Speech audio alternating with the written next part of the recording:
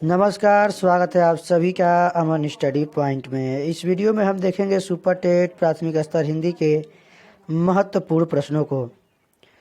अगर आप भी सुपर टेट की तैयारी कर रहे हैं तो अब आप हमारे चैनल से जुड़ जाइए, क्योंकि अब आपको यहाँ पर सुपर टेट से संबंधित आपको लगातार कंटेंट मिलते रहेंगे। तो चलिए शुरू करते हैं वीडियो को, और वीडियो पसंद आए तो वीडियो को लाइक और शेयर ज़रूर कीजिएगा। तो हम यहाँ पर देखेंगे महत्वपूर्ण प्रश्नों को। यहाँ पर आपका सबसे पहला जो प्रश्न है, पहला प्रश्न आपके स्क्रीन पर है। हिंदी शब्दकोश में 6 का क्रम किस वर्ण के बाद आता है? यहाँ पर आपके पास 4 ऑप्शन है, आंसर देंगे आप लोग फटाफट कमेंट बॉक्स में, और आप लोग अपना स्कोर भी बताएंगे कि कितना आपका स्कोर हो रहा है। यहाँ पर हम टोटल 45 प्रश्न देखेंगे और 45 में से आपको कमेंट करके बताना है कि आपके कितने सही हो रहे हैं। तो यहाँ पर जो राइट आंसर चला जाएगा ऑप्शन ए के साथ। हिंदी शब्दकोश में 6 का जो क्रम आता है वह क के बाद आता है। अगला प्रश्न देखेंगे, स्वर ए ऐ का उच्चारण स्थान कौन सा होता है? कंठोष्ठ, दंतोष्ठ, कंठ तालव्य या फिर ओष्ठ? तो यहाँ पर बात करें ए और ऐ वर्ड की, ये जो स्वर हैं यह जो है कंठ और तालु दोनों से उच्चारित होते हैं। तो यहाँ पर राइट आंसर चला जाएगा आपका सी के साथ। अगला प्रश्न है, निम्न में से कौन सा व्यंजन संघर्षी है? तो आप लोगों ने उष्म व्यंजन पढ़ा होगा, तो कंफ्यूज नहीं है, उष्म व्यंजन ही है। उष्म संघर्षी व्यंजन ह, म, झ या फिर ठ। तो आप लोगों ने पढ़ा होगा कि स्पर्श व्यंजनों को 5 वर्गों में बांटा गया है, क वर्ग, च वर्ग, ट वर्ग, त वर्ग और प वर्ग। तो क वर्ग आपका होता है कंठ, च वर्ग होता है तालु, ट वर्ग होता है आपका मूर्धा। तो ट ठ ड ये मूर्धा में चला जाएगा, प फ ब भ म ये आपका ओष्ठ में चला जाएगा, और च छ ज ये आपका तालु में चला जाएगा। तो यहाँ पे पूछा गया है संघर्षी। तो संघर्षी जो व्यंजन होते हैं उसमें व्यंजन आपके स, स और ह, जिसमें कि आपका तालव्य स, मूर्धा स और इसमें ह भी आता है। आंसर जाएगा आपका यहाँ पर ए के साथ। चलिए देखते हैं अगले प्रश्न को। अगला प्रश्न है, प्रश्नवाचक चिन्ह का प्रयोग किस वाक्य में होगा? तो यहाँ पर आपके पास 4 ऑप्शन है। पहला है, मोहन ने पूछा राम की बहन कितनी है। यहाँ भी प्रश्न पूछा गया है, मगर आप थोड़ा सा यहाँ पर ध्यान देंगे।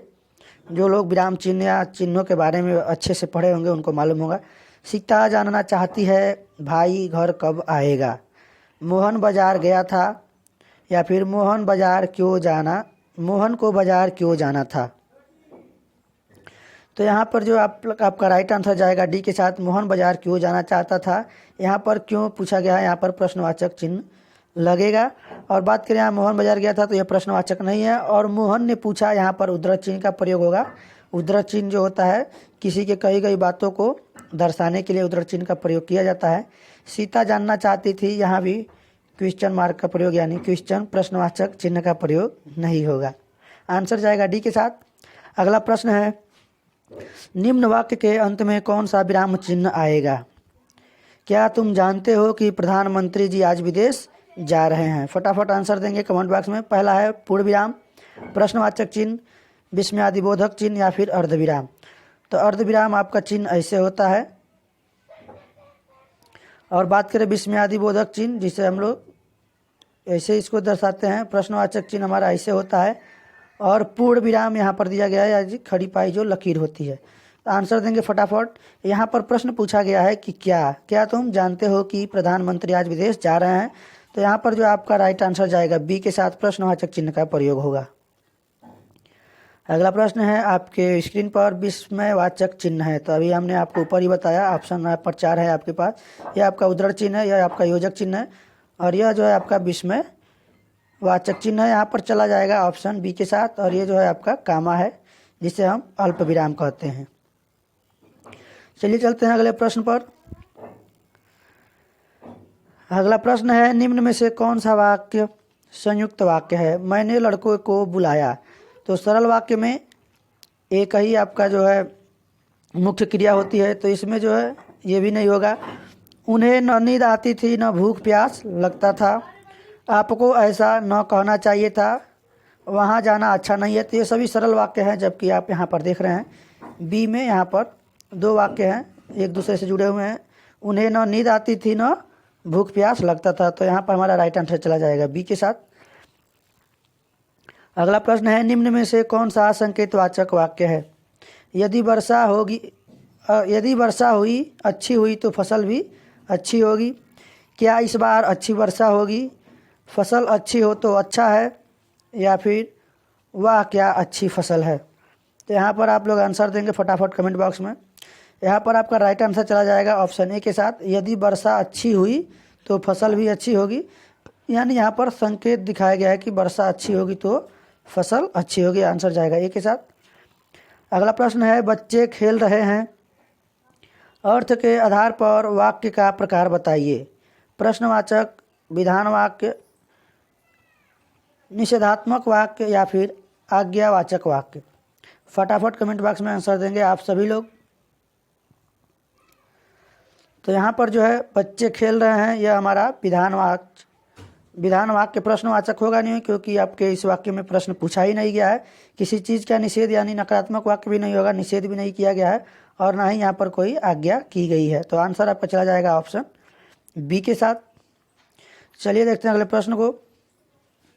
एक ही विधेय हो जिसमें वह आपका कौन सा वाक्य कहलाएगा? मिश्र वाक्य होगा, कर्मपूरक वाक्य हो गया, सरल वाक्य होगा, या फिर संयुक्त वाक्य। तो संयुक्त वाक्य में एक से अधिक उपवाक्य होंगे, एक या दो से अधिक उपवाक्य होते हैं। और मिश्र वाक्य में दो शब्द आपस में जुड़े होते हैं, दो वाक्य आपस में जुड़े होते हैं, तो ये भी नहीं होगा। यहाँ पर आपका जो राइट आंसर चला जाएगा सरल वाक्य, जिसमें एक ही मुख्यकर्ता और एक ही विधेय हो, वहाँ पर आपका सरल वाक्य हो जाएगा। बात करें अगले प्रश्न की, तो अगला प्रश्न है आपका, निम्न में से कौन सा शब्द सदैव एक वचन रहता है? जनता, दर्शन, लोग, या फिर आंसू। तो यहाँ पर जो है जनता जो है आंसर चला जाएगा ऑप्शन ए के साथ। जनता जो है हमेशा एक वचन में प्रयुक्त होता है। अगला प्रश्न है, कर्ण कारक की विभक्ति है। तो आप लोग विभक्ति अगर पढ़े होंगे, कर्ता ने कर्म को करण से, के द्वारा, संप्रदान के लिए, अपादान से। तो यहाँ पर आपको आंसर आपका यहाँ पर चला जाएगा ऑप्शन बी के साथ, करण से, के द्वारा, यानी कर्ता ने कर्म को करण से। ऑप्शन जाएगा बी के साथ। अगला प्रश्न देखेंगे, बहुवचन चुनिए, सदी, महीना, प्राण, या फिर धनिक। तो इसमें आपको बहुवचन चुनना है। और हिंदी में आपसे यहाँ पर पूछें कि हिंदी में वचन कितने होते हैं, तो हिंदी में वचन 2 होते हैं, एक वचन और द्विवचन।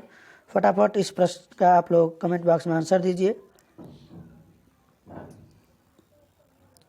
तो यहाँ पर अगर हम बात करें प्राण या फिर आंसू, केस, ये जो शब्द हैं ये हमेशा बहुवचन में प्रयोग होते हैं। तो यहाँ पर जो आपका राइट आंसर चला जाएगा सी के साथ। और संस्कृत में आप लोग बताएंगे कितने वचन होते हैं, कमेंट बॉक्स में बताएंगे। संस्कृत में वचन हमारे 3 होते हैं, जिसमें एक वचन, द्विवचन और बहुवचन, जबकि हिंदी में हमारा वचन 2 ही यहाँ पर होता है, एक वचन और बहुवचन। तो प्राण, जल, प्रेम, वर्षा, आंसू और केस, ये सभी जो है बहुवचन में प्रयोग होते हैं। इसको आप याद रखेंगे, प्राण, आंसू, केस, वर्षा, ये सभी जो है बहुवचन शब्द हैं। या अगर कहीं भी आपको पूछा जाए तो आप फटाक से बहुवचन दिमाग में अपने रखेंगे। अगला प्रश्न है, निम्नलिखित में से कौन सा शब्द स्त्रीलिंग में प्रयुक्त होता है? ऋतु, पंडित, हंस, या फिर आचार्य। आंसर देंगे आप लोग कमेंट बॉक्स में फटाफट। तो यहाँ पर जो आपका राइट आंसर जाएगा ऑप्शन ए के साथ, ऋतु जो है यह शब्द स्त्रीलिंग में प्रयोग होता है। जैसे मान लीजिए नदियों की बात करें, जैसे गंगा, जमुना, चंबल, कावेरी, ये सभी नदियों के नाम जो है हमारी स्त्रीलिंग में आती हैं। अगर तिथियों की बात करें, जैसे प्रथमा, द्वितीय, तृतीय, चतुर्थी, ये सभी जो है, और कुछ भाषाओं के नाम गुजराती, मद्रासी, अंग्रेजी, मराठी, ये सभी जो है स्त्रीलिंग में प्रयोग होती हैं। चलिए अगले प्रश्न को देखते हैं। अगला प्रश्न है, निम्नलिखित शब्दों में से कौन सा शब्द पुल्लिंग है? संकल्प, लज्जा, घटना, या फिर प्रार्थना। आंसर देंगे आप लोग फटाफट, और अपना स्कोर भी काउंट करते चलेंगे। कमेंट बॉक्स में आप लोग वीडियो के अंत में जरूर बताइएगा। तो यहाँ पर जो आपका आंसर जाएगा, संकल्प जो है यह पुल्लिंग शब्द है। आंसर चला जाएगा ऑप्शन ए के साथ।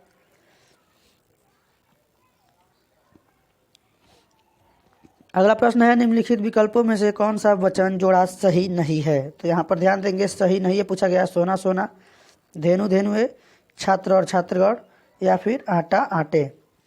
तो यहाँ पर ध्यान देंगे, आपके उच्चारण की दृष्टि से भी आपको अगर कुछ इसमें देखने में थोड़ा सा त्रुटि लग रहा होगा तो उससे भी आप इसका आंसर दे सकते हैं। तो यहाँ पर जो आपका आंसर जाएगा आंसर डी के साथ, आटा और आटे जो है यह वचन जोड़ा सही नहीं है, ऑप्शन चला जाएगा डी के साथ। अगला प्रश्न है, निम्न में कर्ता कारक का परसर्ग कौन सा है? तो कर्ता ने कर्म को करण से, तो पहले ही आपका कर्ता है, प्रथमा विभक्ति में आता है कर्ता ने, तो यहाँ पर जो आंसर जाएगा ऑप्शन बी के साथ। अगला प्रश्न है, मैंने राधा के लिए कपड़े खरीदे, इस वाक्य में कारक का प्रकार बताइए।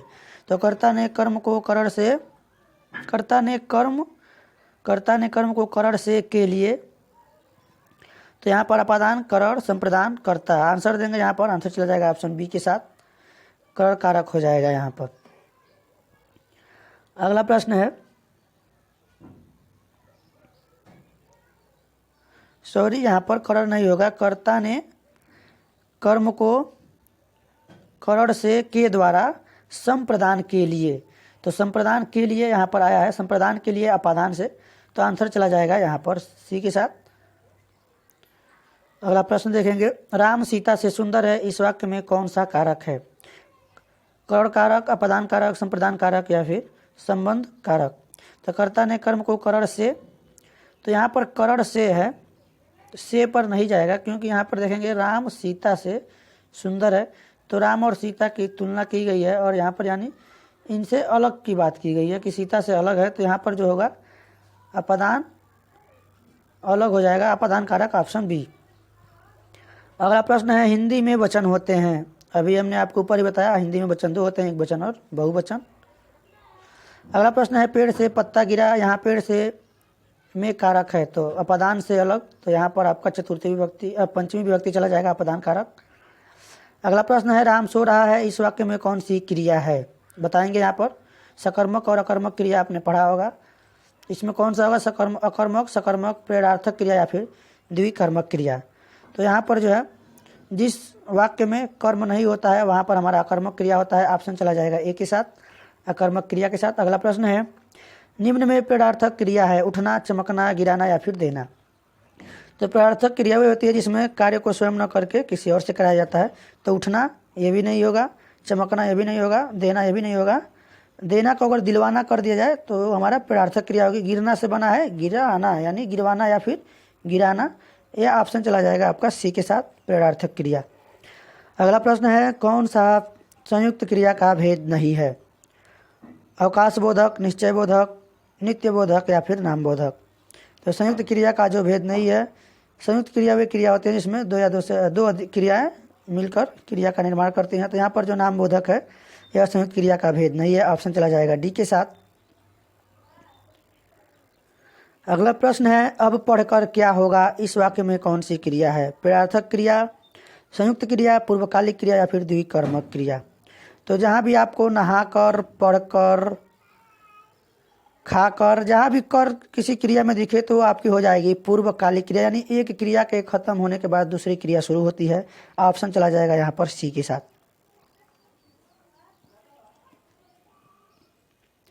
अगला प्रश्न है, निम्नलिखित प्रश्न में 4 विकल्पों में दिए गए वाक्य का सही काल वाला विकल्प पहचानिए। यदि मैं समय पर स्टेशन पहुंचता तो मेरी गाड़ी न छूटती। तो यहाँ पर ऑप्शन है संदिग्ध भूतकाल, हेतु हेतु मध्य भूतकाल, सामान्य वर्तमान काल, आसन्न भूतकाल। तो यहाँ पर वर्तमान काल तो होगा नहीं, क्योंकि यदि मैं स्टेशन पर पहुँचता तो मेरी गाड़ी नहीं छूटती, यानी गाड़ी छूट चुकी है, तो भूतकाल ही होगा। यहाँ पर आंसर जाएगा ऑप्शन बी के साथ, हेतु हेतु मध्य भूतकाल के साथ। अगला प्रश्न है, निम्न में से कौन सा वाक्य वर्तमान काल का है? मानव पढ़ता है, मोहन गया, गया यानी चला गया है, ये भूतकाल में चला गया। सीता सो रही थी, ये भी भूतकाल में है। अब वह जाएगा या आपका भविष्य काल में है, जिसे हम इंग्लिश में फ्यूचर टेंस में पढ़ते हैं। चलिए अगला देखते हैं यहाँ पर। तो आंसर आपका यहाँ पर जाएगा ए के साथ, मानव पढ़ता है, ता है, ती हेते हैं, वर्तमान काल में आता है, ऑप्शन जाएगा यहाँ पर ए के साथ। निम्न में भूतकाल का उदाहरण है, मैं जाता हूँ, मैं घर गया था, वह आ रहा है। तो आ रहा है आपका वर्तमान काल है, वह पुस्तक पढ़ेगा या आपका भविष्य काल है। राम घर गया था, यह जो है आपका भूतकाल का उदाहरण है, तो यहाँ पर ऑप्शन चला जाएगा ऑप्शन बी के साथ, राम घर गया था। अगला प्रश्न देखेंगे, निम्न में से कौन सा संख्यावाची विशेषण है? कुछ, कैसा, गरीब या फिर सफ़ेद। तो यहाँ पर बात करें संख्यावाचक विशेषण की, तो संख्यावाची विशेषण में आपका निश्चित और अनिश्चित दो संख्यावाची विशेषण होते हैं, जिसमें कि कुछ यह जो है अनिश्चित संख्यावाची विशेषण है। ऑप्शन चला जाएगा ए के साथ। अगला प्रश्न है, यह घोड़ा अच्छा है वाक्य में यह क्या है? गुणवाचक विशेषण, सार्वनामिक विशेषण, संख्यावाचक विशेषण या फिर प्रविशेषण। आप अपने कमेंट बॉक्स में आंसर देते रहेंगे, ऐसा नहीं कि हम तुरंत बता दे रहे हैं प्रश्न का आंसर तो आप लोग न देंगे। आप लोग गेस करेंगे और अपना कमेंट बॉक्स में स्कोर जरूर बताएंगे। यह घोड़ा अच्छा है वाक्य में यह क्या है? गुणवाचक विशेषण, सार्वनामिक विशेषण, संख्यावाचक विशेषण या फिर प्रविशेषण। तो यह जो है आपका आंसर चला जाएगा बी के साथ, सार्वनामिक विशेषण। यह जो है, यह जो शब्द है यह आपका सार्वनामिक विशेषण है। अगला प्रश्न है, पर्वतीय कौन सा विशेषण है? गुणवाचक विशेषण, संख्यावाचक विशेषण, परिमाणवाचक विशेषण या फिर सार्वनामिक विशेषण। तो फटाफट आंसर देंगे आप लोग कमेंट बॉक्स में। तो यहाँ पर जो पर्वतीय शब्द है यह गुण है, यानी उसकी गुण को बता रहा है। तो यहाँ पर आंसर चला जाएगा ए के साथ, गुणवाचक विशेषण। स्त्री शब्द का विशेषण है, स्त्री, स्त्रीय, स्त्रैण या फिर स्त्रैण। तो स्त्री शब्द का जो विशेषण होगा आपका स्त्रैण हो जाएगा। आंसर जाएगा ऑप्शन डी के साथ। अगला प्रश्न है, वह धीरे धीरे चल रहा है, रेखांकित शब्द को पहचानिए। धीरे धीरे यह क्या है? क्रिया है, संज्ञा है, क्रिया विशेषण है या फिर सर्वनाम है। तो जो शब्द किसी क्रिया की विशेषता बताते हैं वह क्रिया विशेषण कहलाते हैं। तो यहाँ पर ऑप्शन चला जाएगा आपका सी के साथ, क्रिया विशेषण।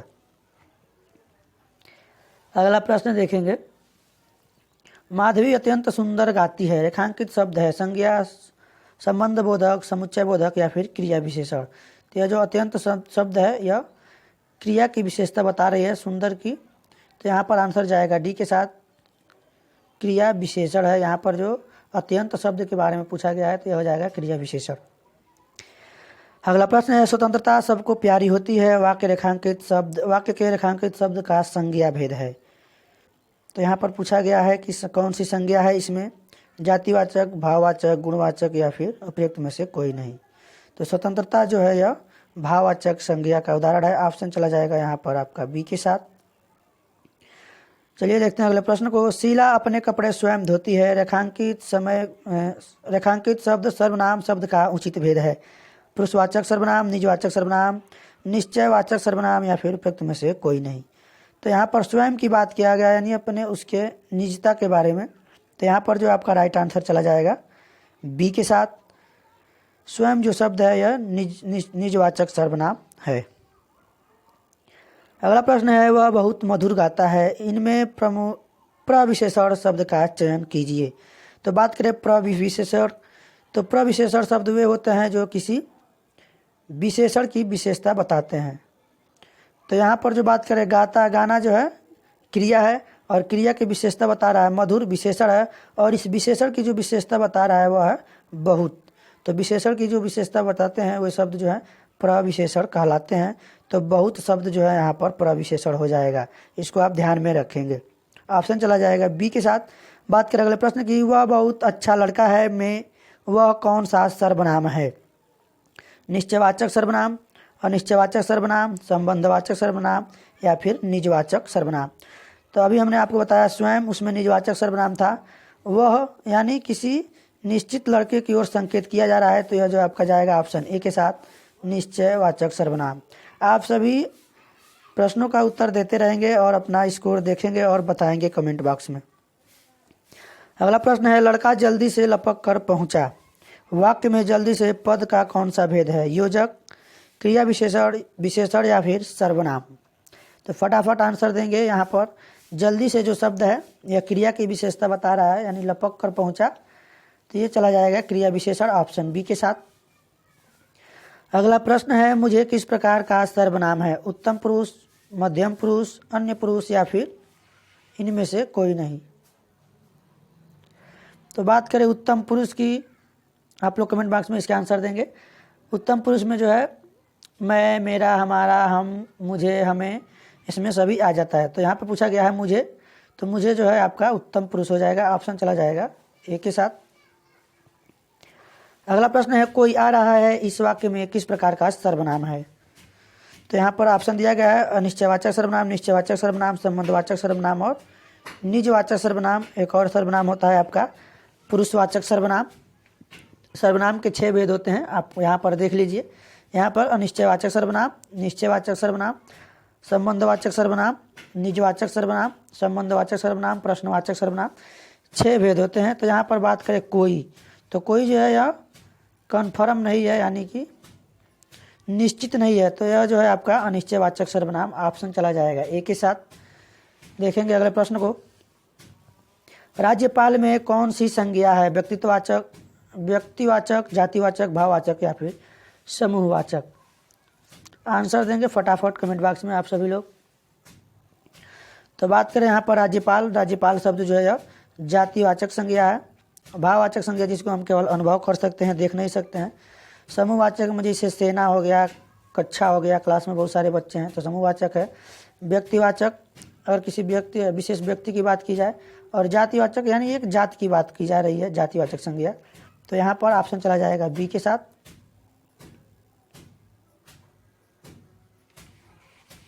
और कमेंट बॉक्स में आप लोग उत्तर देंगे कि संज्ञा कितने प्रकार की होती है।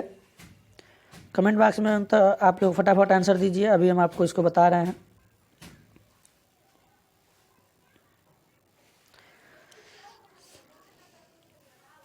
तो आपकी जो संज्ञा होती है 5 प्रकार की होती है, जिसमें व्यक्तिवाचक, जातिवाचक, भाववाचक, समूहवाचक और एक जो आपका होता है वह द्रव्यवाचक संज्ञा होता है, जैसे सोना चांदी द्रव्यवाचक संज्ञा। आप भी इसको भी याद रखेंगे। ऐसा भी पूछा जा सकता है कि संज्ञा कितने प्रकार की होती है। अगला प्रश्न है निम्नलिखित में से कौन सा शब्द जातिवाचक संज्ञा नहीं है। तो जवान, बालक, सुंदर और मनुष्य। तो जवान भी आपका जातिवाचक संज्ञा है, बालक, मनुष्य भी है, जबकि सुंदर शब्द जो है यह आपका जातिवाचक संज्ञा नहीं है। सुंदरता, बुढ़ापा, जवानी, ये सब जो है अगर यहीं पर जवान को अगर हम जवानी कर दें तो यह आपका भाववाचक, यानी जवानी जो है अनुभव किया जाता है। बुढ़ापा हो गया, लड़का से अगर लड़कपन कर दें तो आपका लड़कपन जो है भाववाचक संज्ञा हो जाएगा। तो ये भी आप याद रखेंगे। यहाँ पर आपका आंसर जाएगा सी के साथ। बुद्धिहीन शब्द व्याकरण की दृष्टि से किस संवर्ग में है, संज्ञा, सर्वनाम, विशेषण या फिर क्रिया। तो फटाफट आंसर देंगे। अब हम लोग आखिरी प्रश्न की ओर बढ़ रहे हैं। तो यहाँ पर जो बुद्धिहीन शब्द है आपका विशेषण है, यहाँ पर ऑप्शन चला जाएगा सी के साथ। अगला प्रश्न है महात्मा गांधी में अमूल्य गुण थे, इस वाक्य में अमूल्य शब्द है, विशेषण, संज्ञा, सर्वनाम या फिर क्रिया। तो अमूल्य जो शब्द है यह विशेषण है, यानी गांधी जी की विशेषता बता रहा है। तो यहाँ पर जो आपका आंसर जाएगा ए के साथ, अमूल्य शब्द यहाँ पर विशेषण हो जाएगा। तो सभी लोग अपना स्कोर कमेंट बॉक्स में बताएंगे कि 45 में से आपका कितना प्रश्न सही हुआ। तो कितना स्कोर आप लोगों ने किया है कमेंट बॉक्स में फटाफट बता दें। और वीडियो अगर आप सभी को पसंद आया हो तो वीडियो को लाइक और शेयर करें, और हमारे चैनल पर पहली बार हैं तो चैनल को सब्सक्राइब करें और बेल आइकन प्रेस करें। तो साथियों, वीडियो में जुड़ने के लिए धन्यवाद। और आज की वीडियो में बस इतना ही। मिलते हैं अगले वीडियो में एक नए टॉपिक के साथ। तब तक के लिए धन्यवाद। जय हिंद।